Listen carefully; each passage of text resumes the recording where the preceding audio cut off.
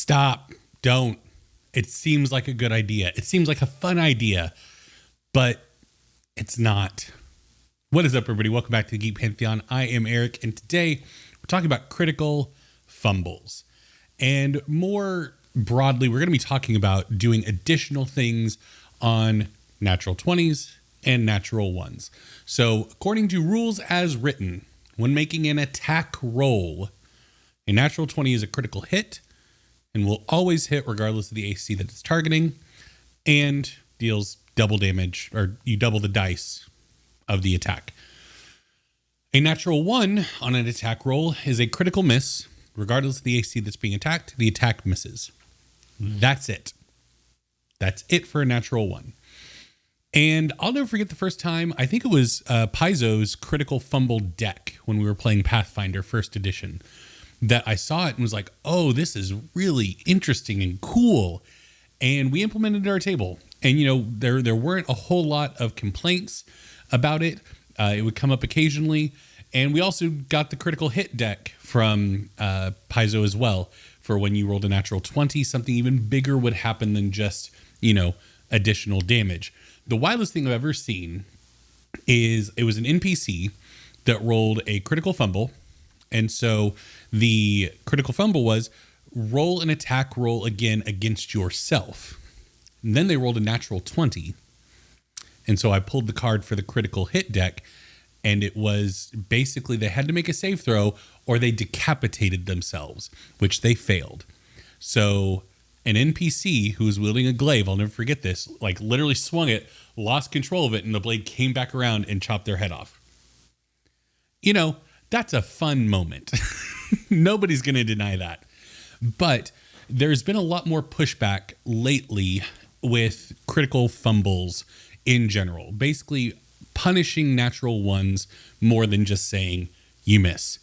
And the reason for this is because martial characters, generally speaking, deal far less damage round over round than what casters are capable of doing. I know if you actually get into the damage per round, like numbers and everything, that's not what we're doing. We're specifically talking about the sheer fact that the way that martial characters keep up with casters is by making multiple attacks in a turn.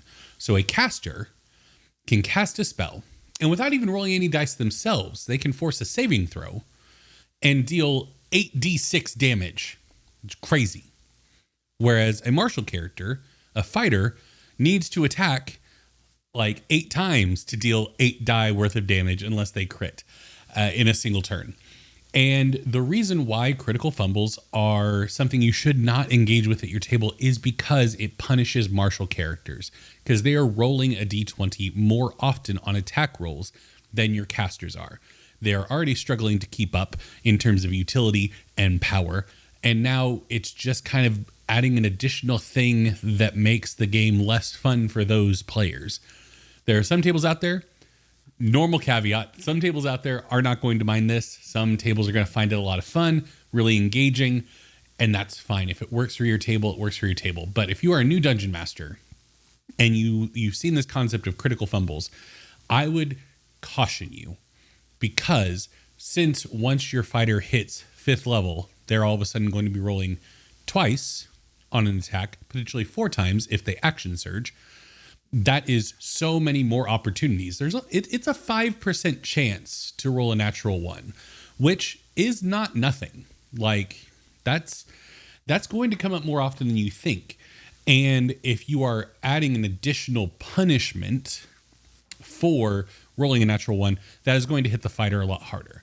And additionally, barbarian, rogues, your martial characters are going to get hit harder by that. Before we get into that, though, if you're enjoying the video, be sure to give it a thumbs up down below. Subscribe to the channel. It helps out so much. We just broke 6,000 subscribers, you guys. 6,000 of you. Hello, everyone. How are you? welcome to the channel. It's very exciting. And if you are watching and you haven't subscribed, then join the 6,000 other people that have. They're all wonderful people. I know all of them. So thank you all so much for watching. If you want to discuss this video or the other videos that come out, we have a Discord link down below, and we have a Patreon, patreon.com/thegeekpantheon. If you want to financially support, you saw the names of a bunch of different patrons at the front of the video. They're all wonderful people.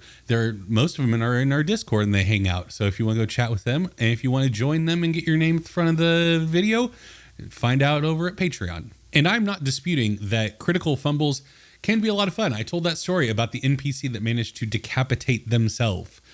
And it can add a certain level of, I don't want to say realism, but that's the best thing that I can come up with. Like when you really mess up in combat, you really mess up in combat. And so I understand the appeal, but you have to put yourself in the position of a martial character who is already feeling like they are being left behind once you hit the mid-tier of the game. So, should you do the critical hit tables? I've already said don't do critical fumble tables. They're just a bummer. Critical hit tables. Sure, you could do critical hit tables. I've seen some really fun ones out there. I've seen some really busted ones out there as well. Anybody that listened to campaign 1 of my actual play podcast, Immersion Renewed, knows, that critical hit table that I was using early on in the campaign, it got tossed in the garbage. After one particularly bad combat where, Anyway, but critical hit tables can be a lot of fun. They can allow your martial characters to have a lot more cool, holy crap moments because they are going to be rolling more natural 20s than your casters. And so adding an additional boon or benefit to it can be a lot of fun. And so I'm not going to caution so much against that. Just make sure that you find something that's balanced, something that isn't going to break your game and cause a crit chain where it makes it easier to crit time and time again. I have an alternative, and it's something that I also used in campaign 1 of Immersion Renewed after I got rid of the critical hit table that I was using. So there's another game system we love to steal here called Genesis that Campaign 2 of Immersion Renewed is actually using that system in its entirety. But Genesis has conditions called triumphs and despairs. They don't use numbered dice. The dice have symbols. And there's a symbol that's a triumph and a symbol that's a despair.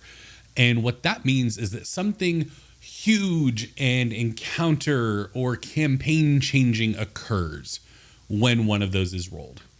It's a big deal. And I basically said, okay, when a natural 20 occurs, it is a positive, it is a triumph, to where it doesn't have to directly relate to the roll being made.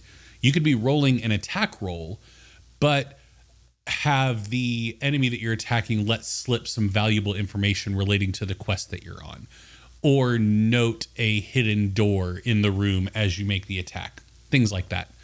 And same thing with the natural 1. It's a despair where it's the exact same thing, except on my side of the table as the GM, I get to introduce a complication into the encounter or into the campaign that is a hindrance to the party, like a reoccurring villain busts through the door out of nowhere, or reinforcements arrive on the battlefield that I hadn't initially planned for.